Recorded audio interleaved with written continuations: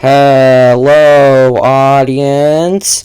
Let's not waste any time. Let's get our thinking caps on and let's review some French stuff. Before we begin, we gotta discuss the political background in France at the time. In short, it was a mess. 1960s France was a political hellhole, one of the key factors being that the commies and the socialists formed a union, basically.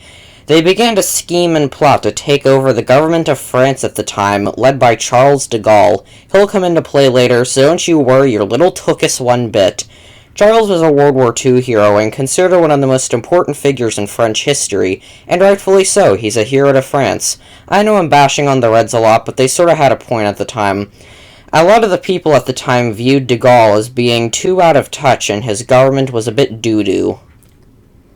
So in March, a medium-sized group of people like performers and writers and people like that, general beret and shades-wearing vibes, gathered and eventually took over a building at the university in Paris, causing them to shut down a bit later. This wasn't what started the whole riots, but it certainly helped fuel tensions. Eventually, after saying their demands, they took their leave. The public blew a sigh of relief, hoping that this was the end of the unrest. They couldn't be more wrong about that. Tensions began to grow more and more. To protest the expulsion of some students, among other things, most of the students' unions showed up to protest as well. However, tensions bursted like a balloon when the students began their march forward. The police arrived and took action. In response, like some sort of nightmarish chain reaction, the students took arms and pelted them with stones and other projectiles, as well as creating blockades for protection so they could really dig in their heels. Sort of. However, the coppers weren't playing around. They arrived a short while later with tear gas and were able to arrest a lot of the rioters. The next day, students and teachers joined together in support to list their demands. The negotiations and demands weren't successful for very long, and guess what happened? They fell flat on their rumps and completely goofed up when they saw that the coppers were still placing the school essentially under martial law. At this point, the students were in favor of a complete revolt. Soon, crowds formed again, and blockades went up, and it became aggressive. It lasted for over a day, and there were all sorts of injuries and stuff, and it was even displayed on TV for all to see. The government and the public knew something bigger was about to go down if this continued. Celebrities and public figures began to side one by one with the student unions. Even a few Americans got in on it. Interestingly enough, worker strikes began to pop up, which would lead to all sorts of problems. Crowds in Paris were overwhelming. Hundreds of thousands of people took charge to romp around in the city.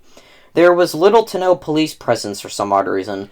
At the time, Prime Minister Pompidou decided to release all of the prisoners taken captive during the original protests, but all that did was just fan the flames.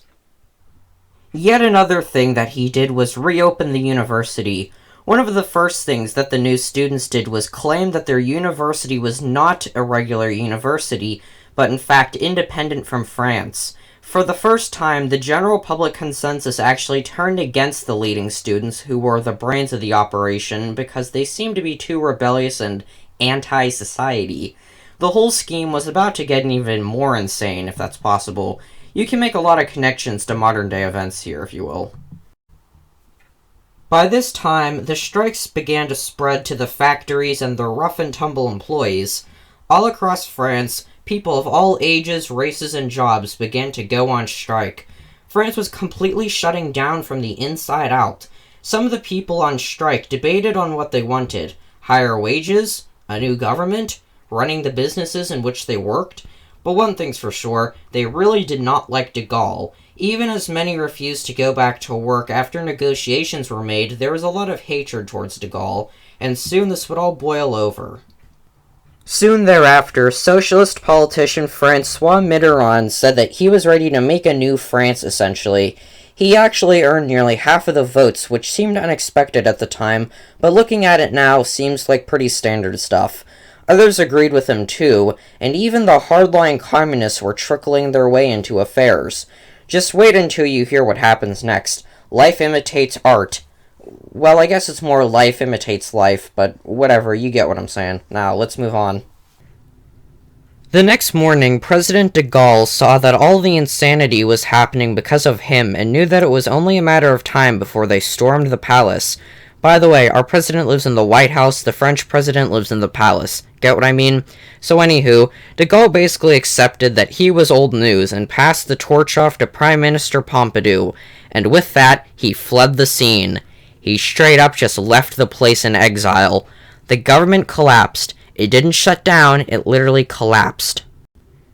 At this time, soon after, Pompidou was probably freaking out, but stayed organized enough to go on television and explain what has been going down recently. Now, I confess that I did read this part on Wikipedia, but it was such an interesting fact that I knew I just had to put it in. Apparently, because everybody thought that a revolution was about to occur in France, a friend of Pompidou tried to give him a weapon and said, quote-unquote, "You'll need it." He turned it down. How crazy is that? Government figures, with what little powers they had left, began to steal gas for their cars, drive far away and not look back, and get false IDs. Eventually, Pompidou tried to keep his wits about him and decided to get de Gaulle back. They tracked down his sweet chopper to reveal that de Gaulle had fled France to go to West Germany, where French General Massu was. Massu essentially told de Gaulle that he needs to be a man and go back to France instead of hiding out in West Germany with his army buddies. The next day, nearly 500,000 protesters showed up in Paris, marching and chanting in the streets about de Gaulle's new absence. Most of the communist protesters were actually pretty peaceful, but since the police did not know that, they were ready to open fire at a moment's notice. The communists were essentially storming Paris, and the city was effectively under their control.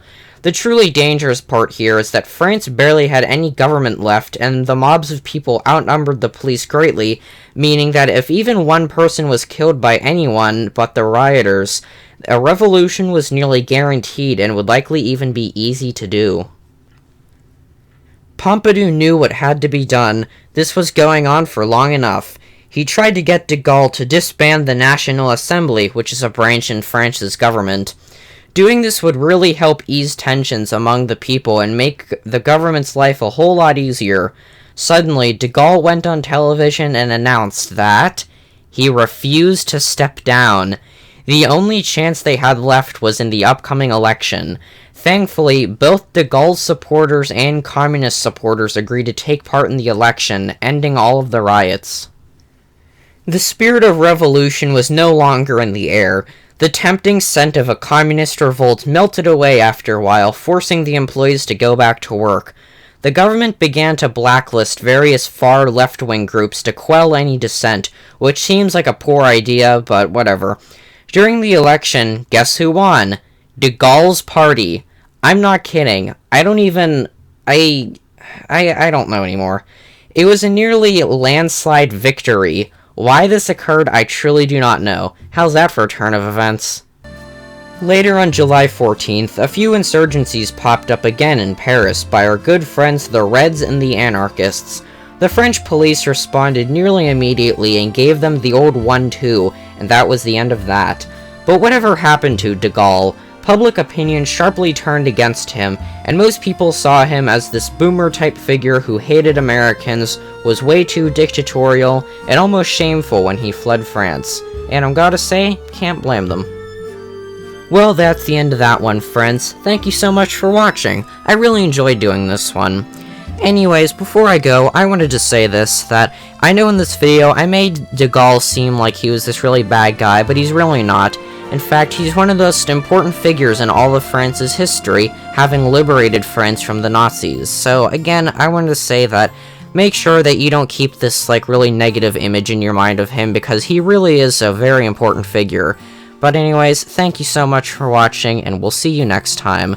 And one of the other things that kind of boggles my mind is that this is actually a very impactful world event, that France's government literally just disappeared for almost a month or a few weeks, but nobody knows about it. If you're not from France, I'm assuming, so I figured I would make this to maybe enlighten some of the people watching. So, thank you a lot for watching, and we'll see you next time. Have a good day.